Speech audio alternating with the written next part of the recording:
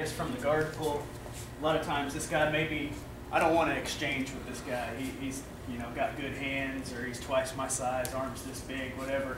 So I want to come inside. As soon as I see that he's ready to strike, he wants to make that initiation towards me, then I want to get inside while I'm covered, and I'm going to block all the way. I'm going to put my elbows up to his chest, and now I'm going to catch that clinch on his head. All right, sometimes I could be over under even. All right, either way, maybe catching a bicep on the way. Any of those is acceptable for that guard pull. What I want to do now is I'm going to drop, and I'm going to scoop back with the hips, and I'm throwing my knees up high. All right, I'm controlling his posture down against me so that he can't sit up to strike. All right, now what I've done at this point is I've limited his options. If this guy's a lot bigger than me, then I'm still safe here. I don't want to let him get up so that he can strike, but at this point he still thinks he's winning. So what he'll do is he'll either cross face me or try to punch up top. Right here he's going to cross face. All right, so what I'm going to do now at this point, because I got both legs out, I'm controlling where his body's at. So if he was to sit up and strike, I could just swing it over here, or if he's throwing with that hand, I can swing it over here, whatever. All right, from the cross face, I'm going to thrust away, pop it. All right, I want to hit that real hard because sometimes you can't just be gentle about it. All right, and as soon as I get him over, I'm going to hug my bicep up next to his throat. All right, I'm keeping this nice and tight and locked down.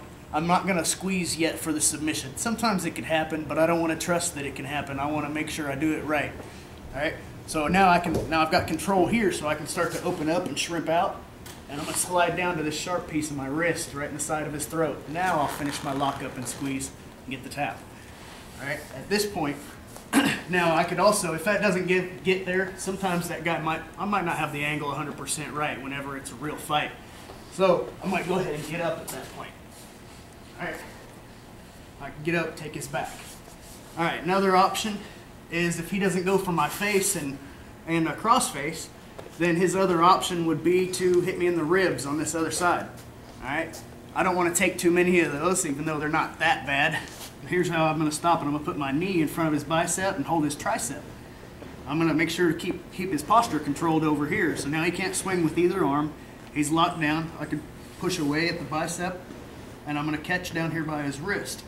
Now I open up a hole for my knee to come through and go right next to his neck.